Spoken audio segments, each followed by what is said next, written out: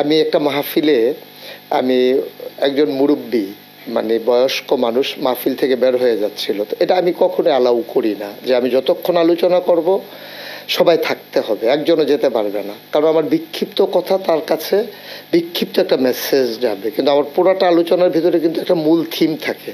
তো সে যদি অর্ধেক শুনে চলে যায় তাহলে তো সে আমার মূল থিমটা পেল না। তো ও যখন চলে যাচ্ছিল আমি তখন ডেকে বলছিলাম যে আমার মতো করে আমি যে মুরব্বী মানে যাওয়া যাবে না, এটাই ইশারায় বলছিলাম।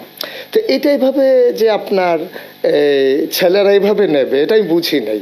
তো এটার ভিতরে ওরা একটা আনন্দ খুঁজে পেয়েছে, এবং সরকারের বদল হওয়ার কারণে এখন যে সমস্ত মানুষগুলো মুরব্বির কাতারে ছিল যারা যখন পালিয়ে যাচ্ছে সেখানে ওই কথাটা চলে যায়, এটা যায় প্রসঙ্গক্রমেই যায়। এবং আমি একটা কথা বলেছিলাম যে এক লোক বের হয়েছে দাড়ি টাড়ি কামাই একবারে সমান। এখন সালমান এফ রহমান যখন দাড়ি কামিয়ে ফেলেছে তখন আমার কথাটা ওর সাথে হুবহু মিলে গেছে। আমি কিন্তু সালমান এফ রহমানের দাড়ি কামানো দেখে ওয়াজ করিনি, ওয়াজ করেছিলাম আগে, আর প্রসঙ্গ তো মিলে গেছে এখন এসে। তো এখন যখন যাই আমার গ্রামে হোক বাইরে হোক শহরে হোক আমি দেখি রিক্সার পেছনে লেখা মুরব্বি, তারপরে আমার ছেলেরা যখন গ্রাফিতি করেছে ওয়ালে ওয়ালে সেখানে লেখা আছে, তারপরে সোশ্যাল মিডিয়া আপনি যদি 100 রিলস দেখেন সেখানে দেখবেন 50টা রিলস হচ্ছে মুরব্বি।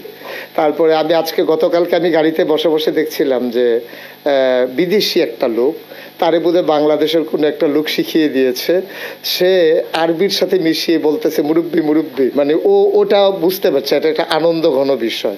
250-টিরও বেশি ডিজাইন অপশন নিয়ে ওয়ালটন স্মার্ট ফ্রিজ, বোঝে আপনার প্রয়োজন। তা এটা নিয়ে আসলে আমরা তো খুব দুঃখী মানুষ, বাংলাদেশের মানুষ, আমরা আনন্দের উপলক্ষ খুব কম পাই। মানুষগুলো যখন গুম হয়ে গেল, বাচ্চাগুলো ঈদের দিন সকালবেলা নতুন জামা কাপড় পরে অপেক্ষায় আছে, বাবা আসলে আঙ্গুলে ধরে ধরে ঈদগাহে যাবে।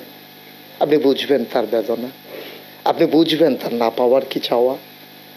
বাচ্চাটা কাপড় পরে মা সাজিয়ে দিয়েছেন, যাচ্ছে না, বাবা আসলে আঙ্গুলে ধরে ধরে ঈদগাহতে যাবে। স্ত্রী জানে না তার স্বামী আছে নাকি নাই, আর সে ছোট্ট সন্তান হয়তো মনে করেছে কোনো কারণে বাবা দূরে আছে, আসবে আঙ্গুলে ধরে ধরে ঈদগাহতে নিয়ে যাবে। আমরা দুঃখী মানুষ, ঈদগুলো আমাদের এভাবেই গেছে গত 15টা বছর।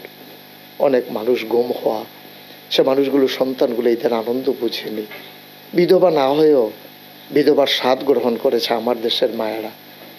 আপনি বুঝবেন না এই যে কেমন আকুতি, সেই কষ্টের মাঝে দ্বিতীয় স্বাধীনতায় আমার মুরব্বী বলা যদি একটু আনন্দ দিতে পারে, আমি মনে করি 15 বছরের দুঃখ তাদেরকে ভুলিয়ে দেওয়ার জন্য একটা শব্দই যথেষ্ট। এই সময়ের যারা তরুণ মুরব্বীরা আছে তাদের উদ্দেশ্যে ছোট্ট একটা বার্তা দিবেন। আমি মনে করি যে যেদিন গেছে একেবারেই গেছে, কিছুই তার নেই বাকি। সুতরাং আমার যারা নতুন প্রজন্ম, আমি বারবার বলি তাদের চোখে আমি বিশ্ব দেখি, তাদের হৃদয়ে আমি ভাবতে শিখি। সুতরাং আমাকে যারা ফলো করে, আমার কথায় যারা আনন্দ পায়, আমার বেদনার্থ কথাগুলো যাদের হৃদয়ে রক্তক্ষরণ ঘটিয়ে চোখে অশ্রু হয়ে ঝরে পড়ে, আমি তাদের জন্যে এই চ্যানেল আইয়ের মাধ্যমে আমার বার্তা হচ্ছে আমরা জেগে উঠি, আমরা গর্জে উঠি, আমরা জানিয়ে দিই আমরা ছিলাম, আমরা আছি, আমরাই থাকবো ইনশাআল্লাহ। আর এই ভবিষ্যৎ বাংলাদেশ বিনির্মাণে আমার এই ছেলেগুলো, আমার এই ভবিষ্যৎ প্রজন্ম তারা এগিয়ে যাবে সম্মুখ পানে।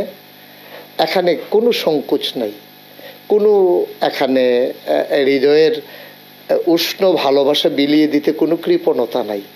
সবাই মিলে সবাইকে ভালোবাসি, সবাই মিলে কাঁধে কাঁধ মিলিয়ে আমার কাগজে পত্রের সোনার বাংলাকে প্রকৃত অর্থেই সোনার বাংলা হিসেবে গড়ে তুলি। মুরব্বি যেমন করে বলেছিলাম ওঠা যাবে না, আমি যুবকদেরকে বলি হে যুবক তুমি এগিয়ে যাও সম্মুখ পানে, থেমে যাওয়া যাবে না। মুরব্বিকে যেমন বলেছিলাম উঠে যাওয়া যাবে না, আর যুবকদেরকে বলি আগানোর ক্ষেত্রে নো কম্প্রোমাইজ, থেমে যাওয়া যাবে না, আগাতে হবেই আমাদেরকে ইনশাআল্লাহ।